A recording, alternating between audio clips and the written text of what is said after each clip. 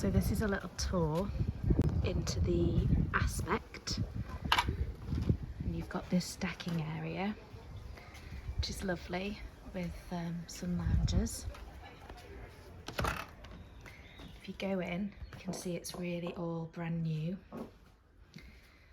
Got a bed that's already made up, and there's really quite a lot of room around there. I think it's quite an impressive space. Come out here, you've got a sliding door on the bathroom, really big shower, really nice toilet and bathroom.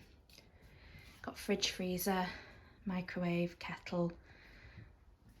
You've got a dishwasher in here. You've got loads of space. You've got some really good space in here. Really nice storage. You just nip through here. You've also got some bunk beds. Again, you've got quite a lot of room around them to move around. You've got a telly, got more storage in here, and there's just a feeling of quite a lot more space.